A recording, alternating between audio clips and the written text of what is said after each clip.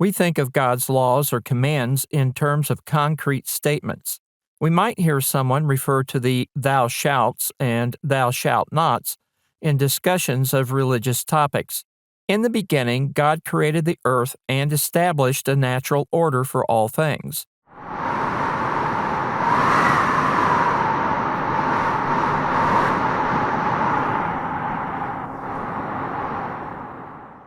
The way in which some things were created by God set a precedent that implies God's will for the natural order. The union of the first man and woman, brought together by the Lord, serves as the model for the most fundamental social relationship between humans. The nature of the relationship is defined by God as He instructs the pair to be fruitful and multiply and replenish the earth in Genesis 1:28. Companionship, shared tasks, sexuality, and reproduction are included in these instructions, defining the characteristics and scope of that relationship as God brought Adam and Eve together.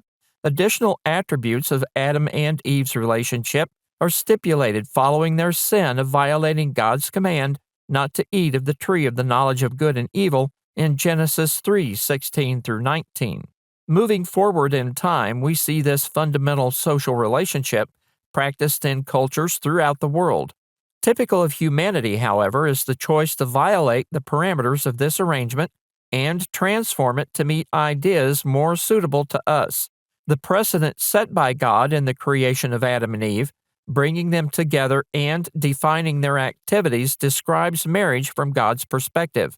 A simple formula on the surface, but as we can see, humans continually violate and change that order. The first marked departure from following God's model for marriage can be seen in the description of the world in the time of Noah. And it came to pass, when men began to multiply on the face of the earth, and daughters were born unto them, that the sons of God saw the daughters of men, that they were fair, and they took them wives of all which they chose, in Genesis 6:1 through 2. This is followed by God's limitation of human lifespan in Genesis 6:3, and precedes a description of the violence and evil that became pervasive. Historically, violations of the marriage arrangement, and what we recognize as the nuclear family, is accompanied by social unrest and chaos. Adultery, fornication, and polygamy have been noted in the earliest times, and was even a practice among the children of Israel as we read their history recorded in the Old Testament. These examples demonstrate how humans alter God's commands in favor of what we want and like. An age-old strategy is to change the arrangement in favor of more modern variations intended to grant greater freedom to those involved. This is what was going on during Noah's time and hasn't changed since then. Sexual attraction and the need for companionship are powerful forces that are turned into reinterpretations of the marriage relationship and arguments used to justify those changes. Trial marriage, open marriage, group marriages, same-sex marriage, or living together without getting married at all are solutions arrived at to counter the supposed restrictions of traditional marriage. Again, this is the same mentality applied during Noah's time. But there are some things we need to remember. Marriage, as a universal condition or law, is one that God put in place in His sanctification of the first union. It was defined by the Lord in the joining of one man with one woman. It's a relationship defined by sexual consummation, and is the only sanctioned avenue to meet sexual needs in God's sight. Marriage is a relationship that is to continue through time in the family of man, which is verified by Christ as He answers questions about divorce. In the first century, Jewish men were divorcing their wives for a number of reasons, abusing a provision in the law of Moses that allowed them to put away their wives and marry another. When asked about this by the Pharisees in Matthew 19:3, Christ described God's design for marriage. Have ye not read that He which made them at the beginning made them male and female, and said, For this cause shall a man leave father and mother, and shall cleave to his wife, and they twain shall be one flesh.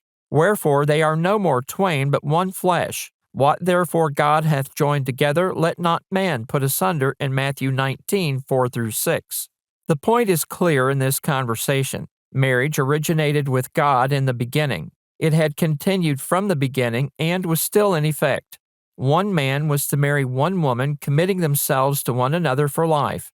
They were to remain faithful to one another sexually and otherwise. The bond, sanctioned and recognized by God, was not to be broken.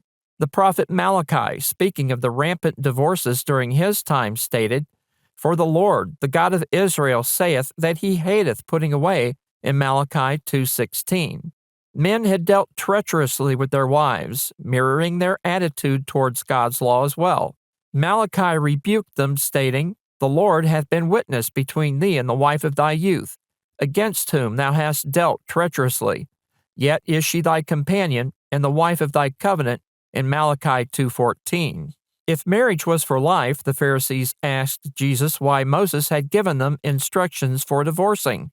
Christ answered, "Moses, because of the hardness of your hearts, suffered you to put away your wives. But from the beginning it was not so," in Matthew 19:8. Provisions for putting a wife away under the law had restrictions that weren't being respected. Sexual infidelity is one of the only two ways in which marriage is to end. Christ stated, "And I say unto you, whosoever shall put away his wife, except it be for fornication, and shall marry another, committeth adultery. And whoso marrieth her which is put away doth commit adultery," in Matthew 19:9. The only other way in which God intended for a marriage to end is through the death of the partners. In the following verses of Matthew 19, even Christ's disciples had trouble accepting these restrictions, which was also answered by Christ in Matthew 19:11-12. Marriage is one of the oldest universal conditions or laws put in place by God. Over time, the relationship has been abused, misused, transformed, and rejected. For many, it has been the fulfillment of a good life. Marriage, like many other things God has set in motion, is an arrangement that provides companionship, comfort, and stability in the midst of a turbulent and ever-changing world. Problems that arise in marriage aren't due to the inherent design. They're the product of human emotion, misdirected lust, and self-indulgent attitudes. Marriage stands as one of the greatest achievements we can accomplish in life, and its design teaches us how to understand God's care for us and His desire to be close to His creation. Next, a second universal law is one that arises from a failure to respect God and others. Following marriage, murder is one of the greatest problems humans have faced throughout history. We'll discuss this second universal law in the next lesson and review the sanctions against it.